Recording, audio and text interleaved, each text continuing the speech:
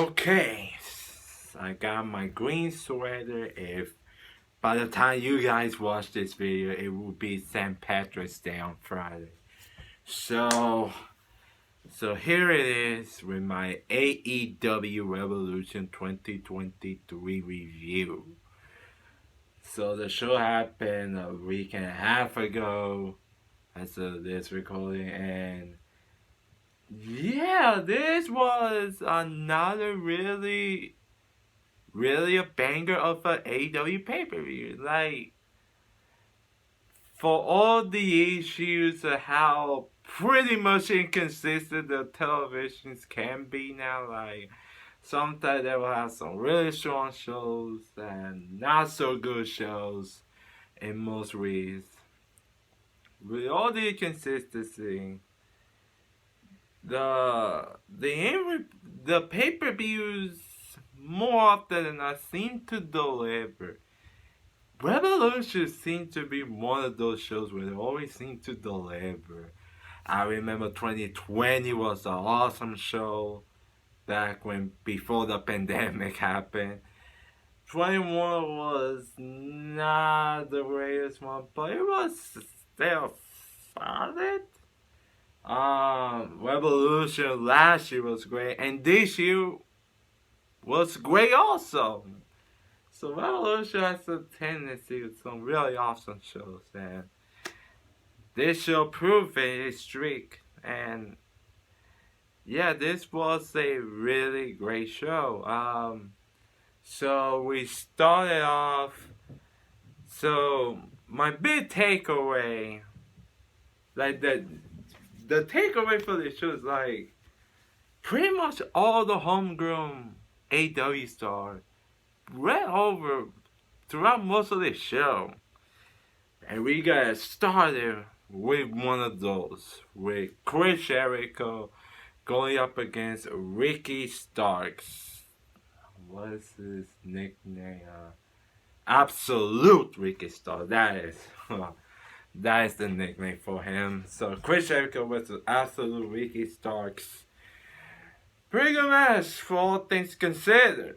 The feud has kind of been mad. Like, it started off promising and then kind of went like meh. With how Ricky Starks had to fight to go up against Jericho, a man who already beat in the first match, by the way. So yeah, how Luke won this storyline.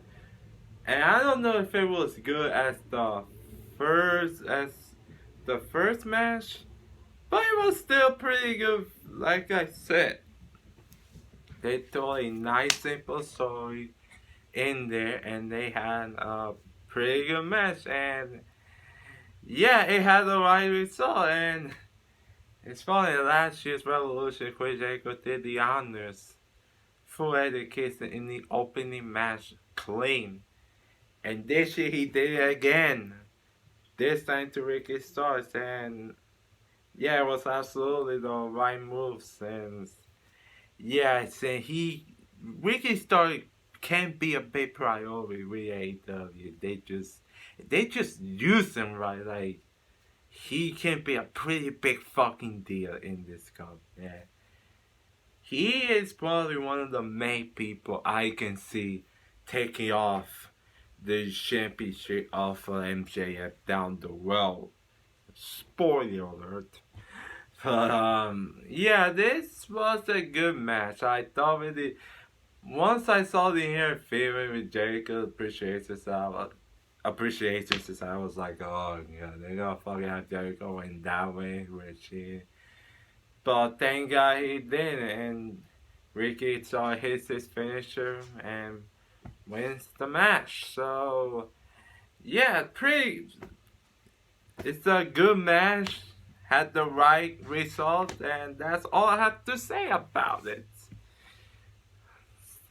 And this seems to be so here we go with another trend of this. So good match. The next one is the final burial which is pretty much like a Barry Alive Casket Mask mixed together. It's like Barry Alive and Casket Mask mixed together. If if if you know what I mean. So it's Jungle Boy Jack Perry going up against Christian Cage, and yeah, it sucks that Christian Cage had to got hurt when he did that. It pretty much kind of dragged the story a bit for me because he wasn't on TV that much. But then but good on Chris to make it recover for as quick as he did and making sure he put over Jungle Boy Jack Perry in the best way he could, and he did put over in the best way possible. This was a really good match. A lot of psychology here, and and this felt like what's the word? The few ender that I was expected to be able. And they did some callback spots where you even saw the finish with Jungle Boy Jack Perry hit the concerto. It's revenge for Christian hit the concerto when he did turn heel on Jungle Boy like last summer, and Jungle Boy played a final coffee on Christian with the concerto, and I think what this match really shows some aggression in Jungle Boy that I think it's been pretty lacking since pretty much coming to AEW, since we really had. I think what this feud has helped with Jungle Boy is getting more comfortable with being aggressor, or even on promos and the ring and stuff. This feud between him and Christian Cage has helped Jungle Boy a lot with it. So he hit the control Christian Cage. He puts in the casket, shuts the lid, and the casket fell down as he quickly shut the lid. That was kind of a hokey but cool visual of it. That was cool. So Jungle Boy wins, and yeah, hopefully he can be moved to the upper echelon a bit of All Elite Wrestling. So yeah, this was a really good match, and yeah, Jungle Boy wins the feud with Christian. So yeah. This was a really good match. This was a strong brawl. So that's all I have to say. This was really kick-ass match. Christian Cage even still proved he can go to the next level, and I said all my things about Jungle Boy. So yeah. Next, we have another really damn good match. Wow. 3 straight really good matches. What a concept. So, we have the Trios Tag Team, the World Trios Championship. You got the Elite defending against the House of Black. The Elite being of Kenny Omega, Mac, and Nick Jackson, the Young Bucks, against House of Black, Malachi Black, Buddy Matthews, and Brody King. So the Elite won the tag titles in a show in LA back in January. And yeah, they really didn't do much with the titles. They really didn't do a whole hell of a lot with them, did they?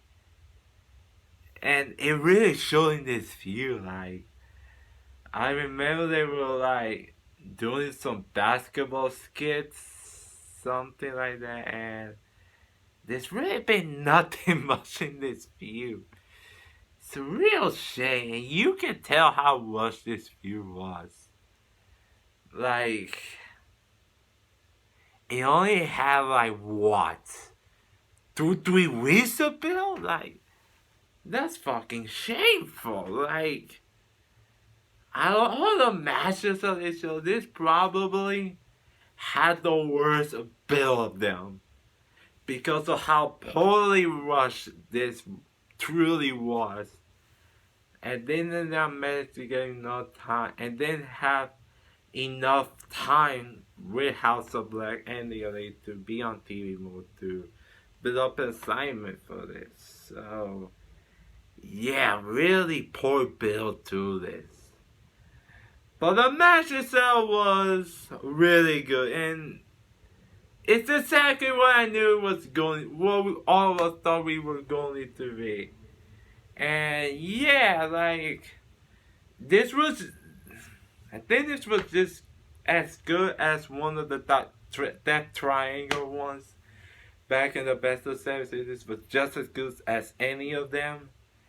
I must say, like, the real standouts are Buddy Matthews and Brody King since they haven't been, they've get, since all the focus and shine in the House of Black has been pretty much purely on Malachi Black, but yeah, Buddy Matthews and this kind of felt like to me a coming out party for both Buddy Matthews and Brody King in AEW.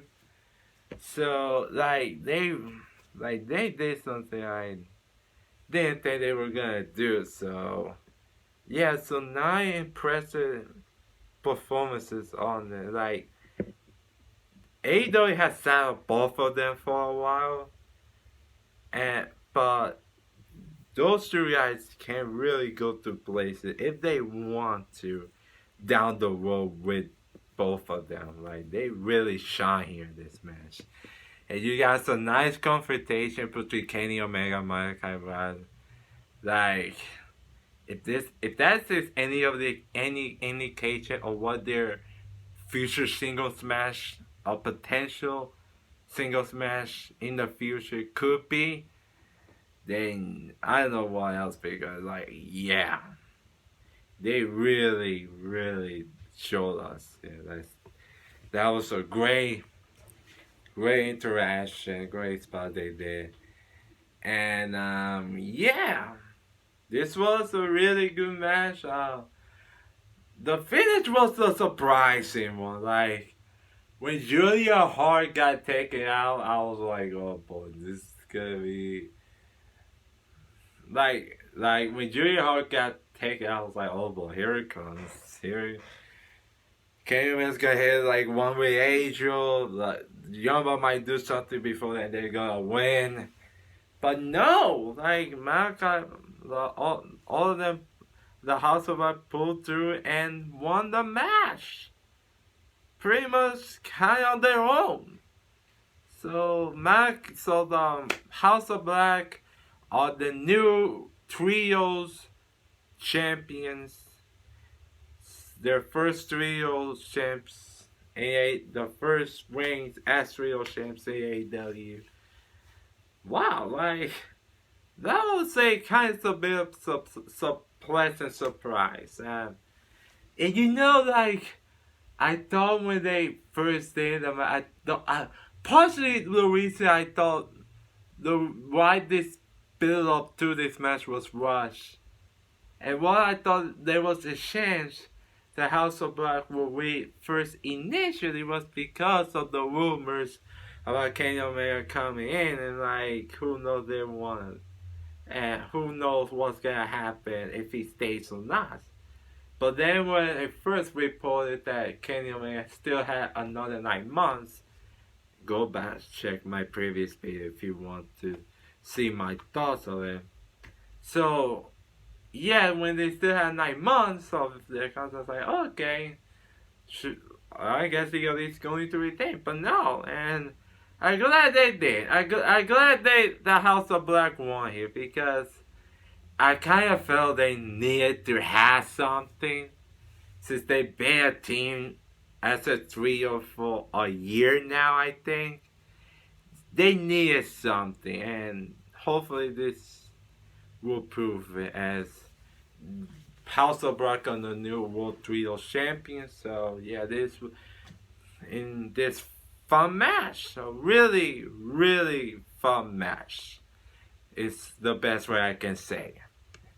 So yeah, so after three straight really good matches, we have a bit of cool down, which we have the three-way dance for the AEW Women's World Championship. You have Jamie Hayter defending against Soraya and Ruby Soho. So yeah, this match was, I think it was either this or Joe Wardlow for worst match of the night. Like, and I don't know, this match, I don't know, this match might be slightly worse than Joe versus Wardlow. I mean, Joe Wardlow has some promising spots, but I think, but this match, it felt like kind of filler to me. I think this match, it was okay, it was average, it was there, but this felt to me, it was there to continue advance another chapter in this storyline, rather than being there as a huge match, a three-way dance for the women's title. It felt like to progress another chapter in this feud between the AEW outsider, the Outcast, versus the AEW homegrown stars. It felt like it was there to progress another chapter of this story rather than focusing on the match. So yeah, for what this woman did, it was okay, like I said, but nothing to write home about here. Like, Jamie Hayter retains here. And yeah, like, after the match, the Outcasts, I think the Outcasts and the Homegirl will continue, but then Ruby Soho turns heel and joins the Outcasts with Soraya and Toni Storm. And yeah, I kind of suspected this would happen. And I think Ruby's promo the night after this show kind of feel that she kind of needed this, since she's been pretty much flounder as heck as a babyface in AEW.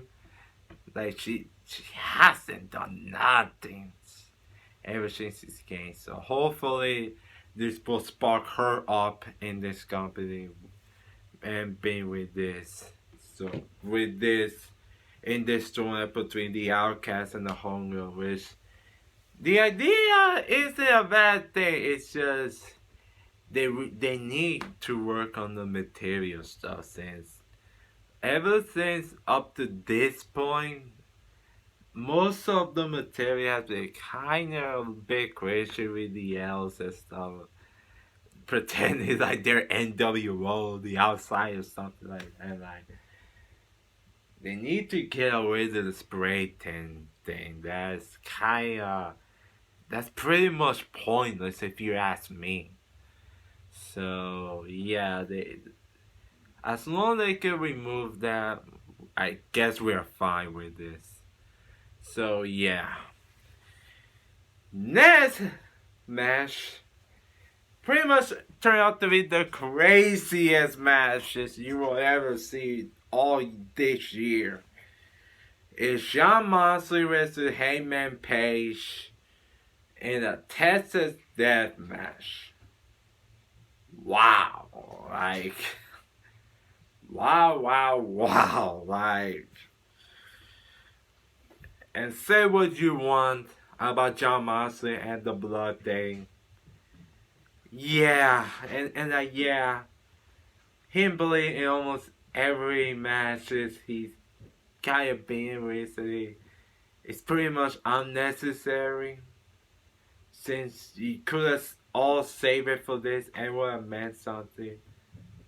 At least here, the blood was justified, and man, this match was holy shit. This was fucking violent. Like I fucking cringed when Monster earthed the skin, the bad skin of Hangman Page. He was like crawling in and crawling in, like those two did not hold back here. Like this was a fucking war. This was a brutal match, and like this would have been my match of the night if it wasn't for that awesome main event that I'm going to get to here. But yeah, this was a really great spectacle of a match. Heyman Page, I think I wish I would have seen this side of Hangman Page when he had his world title, because he kind of feels like a much bigger deal now than he was when he was world champ this time last year. Like his world title reign was nothing special. Like he didn't feel like the biggest guy in the company. Now he kind of feel one of the biggest top stars in the company now, with the aggression he has and with the Italian intensity that kind of be turned up a notch with this feud with John Moxley. And yeah, this was a kick-ass match. Yeah, they kind of did too much that kind of you think should be on it, but it's what you kind of expect to be this a hardcore match, and it had a really strong finish with Moxley beat Defiant with the middle finger, and Heyman hit the buster, and then really had to show the life out of Moxley to win the match, so for Heyman to win the match. So yeah, this was a really great match, and yeah, this was a fucking war, to say the least. So yeah, Samoa Joe versus Wardlow was going to have a tough time following up to it. That you kind of sense it, like Samoa Joe versus Wardlow for the TNT title. It was like, it certainly wasn't bad. But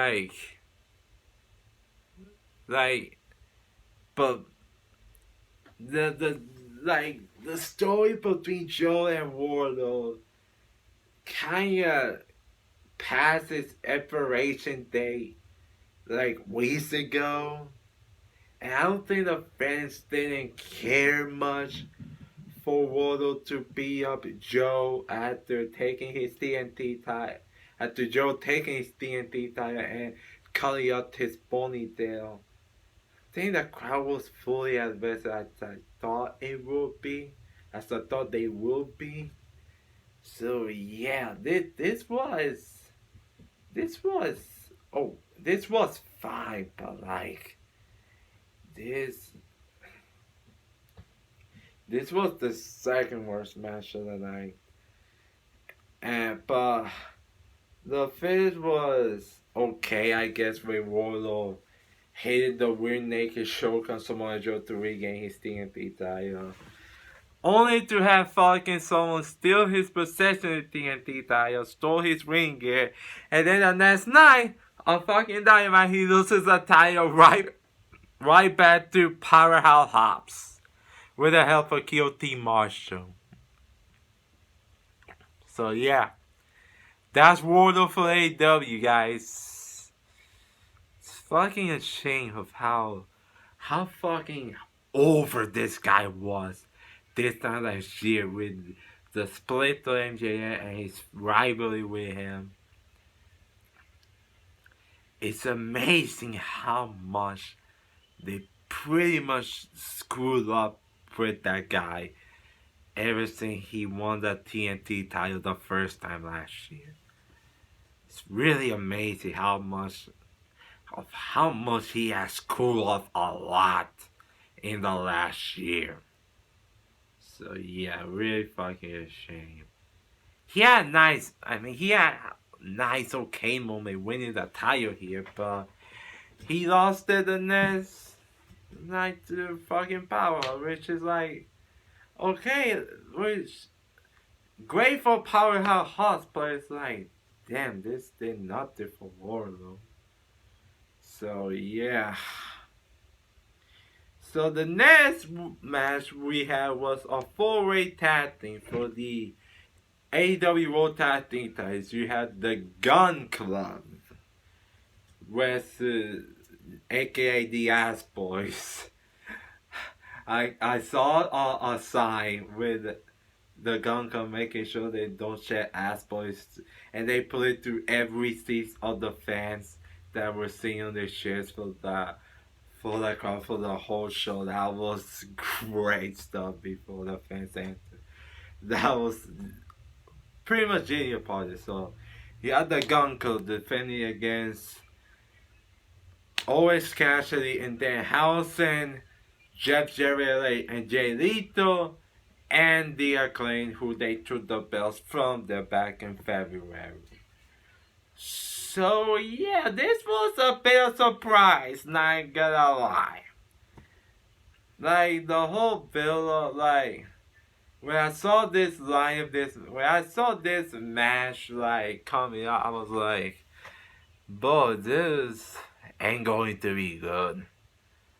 Like the whole booking of the tag division, the last couple of years, are kind of pretty messy, a bit. So I was expecting that, but freak, but by God, all of those 14 men believe around me, and and this turned out to be a lot of fun. This turned out to be a decent tag team title match here. You had some really spots where either team could have won, where you had some funny spot with Dan House and Sanjay Dutt. Here, that was a little bit funny spots here. You had some spot where you thought Jay Lethal could have won, and it's fucking wild how Jeff Jarrett can stay in this much shape and still get a ton of heat into leading the fans to believe he was going to win. It's fucking wild, man. You had some nice, you had some night. The tag division is still lacking, but every team in this match made the most out of the opportunity they were handed. So yeah, the Gun Club retained. Kind of fair they rules is they just started off as champions, and they didn't get enough heat to properly get the proper reaction as champions. And when they cut that probably being the best tag team in the world, I knew only one team had to come and shut those guys' mouths off. And by God, Lord and behold, it was FTR, Dash Harwood and Cash Wielder. FTR. They attacked the Gun Club, and the last time they were even mentioned FTR was the Gun Club holding a funeral for FTR. I think it was back in December, since FTR took a little break I think after Final Battle. with their match against the Briscoe. They took a little break, and they come back here, and it pretty much feels to me they're gonna be the team to take those titles from the Gun Club. Like, you can sense it in the horizon. That's what's going to happen. So yeah, this was a fun multi-man tag match with a really cool return for FDR. And this is a kind of shotting on the tag division they really needed. So yeah, so now it's time for the main event for the AEW World Championship. It's a 60-minute Ironman match between MJF defending his championship against Bryan Danielson, the American Dragon. And could this guy pull off one hell of a 60-minute Ironman match? And the answer, by God, is yes, yes, yes. Like, wow. This was a fucking work of art. Like, I expected to be this really good, but I didn't think this would be really that good. Like, AEW gave these guys like 1 hour and a half with it, and they put on a fucking wrestling clinic out there. Like, they were kicking out finishers. Daniel Bryan painted having 2 falls in there. Well, Bryan did one fall, which he didn't want a second fall only because NJ hit the low blow. He sacrificed his 1 fall just to get 2 pinfalls, just to get 2 falls. That was some fucking great opening shit. This guy fucking took their time. Like, they properly built up this match that was gonna be pretty long. That was going to be pretty long. They took fucking their time, and they fucking masterfully, beautifully made it fucking work with it. Like, you had some spots, a risky spot, which was pretty much goes with character MJF, but it's kind of a risky spot when he threw the kick and like the water at the kid, which, mind you, like, the kid, he didn't even kind of notice this. So yeah, and the mom could have done something really horrifying to him. So yeah, that was kind of risky, but anyways, so yeah. So, like I said, Bryan scored off the first win, and then AJ had to sacrifice the second fall for Danielson so he could get those 2 falls. Holy shit! Like, that was a great stuff. So AJ could get 2 falls, and like, yeah, like, you can't see too much blood with AEW stuff. Most of the times but the very few times when you see there was actual gushing, and particularly NJF, that fans fucking gasped where they saw the blood. And they fucking took their time, and they had one hell of a wrestling match. And yeah, like, these 2 men were busted the fucking wall with it. And it was pitted at an all-time high. The attention was at an all-time high. Like, it got better and better with Bryan hitting the leg sweep, the submission hold on MJF. He had it for a good amount of fucking time. And it was 3-3 at this point. Bryan had 3 falls, MJF had 3 falls. It was going to be it was pitching. It was 10, 9, 8, 7, then 5. Then the clock stops. But MJF passed out right when the clock stopped. The crowd booed because they thought we would see a solid finish. And then Tony Schiavone came in and told as presumably Tony Khan in his earpiece, telling him to tell the ref to restart the match, all insulted everyone. And man, like, they really fucking suck you in when they did the sudden death. Like, the running knee, the the level lock, which MJ was having. He had a dynamite ring, and the ref fucking pulls him on in a great fucking visual. I fucking love that moment. I almost said fucking, but holy I don't give a fuck. But yeah, like, that was a great moment where the ref took the dynamite ring for AJ. And I love the moment where basically told AJ, go right ahead, disqualify yourself. Which led to that moment, but they fucking suck you in, like, holy crap, they suck you in into thinking Ryan Danielson was going to win. But then in the end, MJF hits the oxygen to Daniel Bryan, and MJF did the hitting the level lock on Bryan Danielson. Ryan refused to quit, but in the end, he taps out, and MJF retains the world title in the 60-minute Ironman match, which I think we can safely say it is the greatest Ironman match that we have ever read. Like, for sure for me, this was the greatest Ironman match I have ever seen.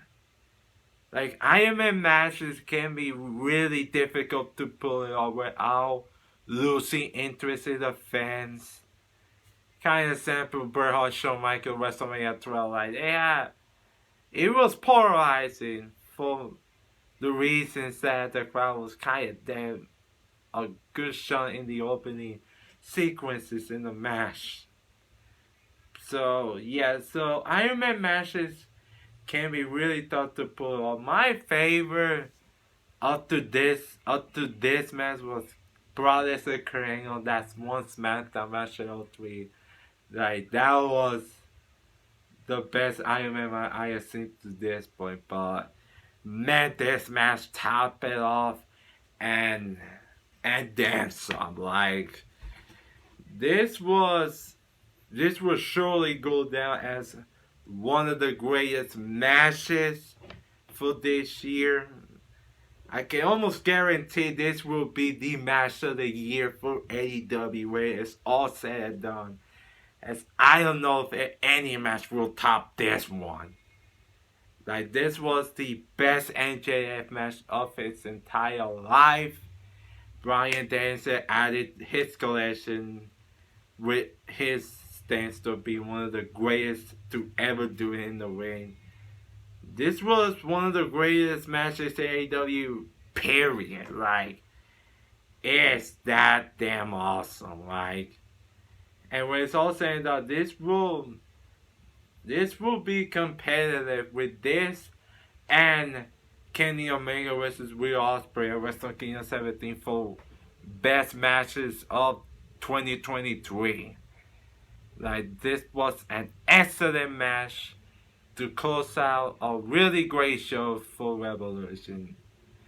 And yeah, and like I said in the opening sequences of this video, for as inconsistent television AEW can be, their pay-per-views, more often than not, pretty much tend to deliver and dance on, and Revolution was one of them.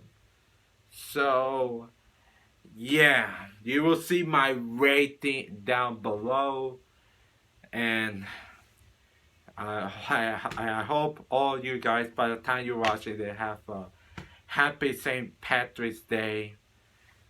Like this video if you haven't, subscribe if you haven't, comment there what you think about Revolution and all the matches in the comment section below. And as always, I'm Jason Maenius, and I approve these matches.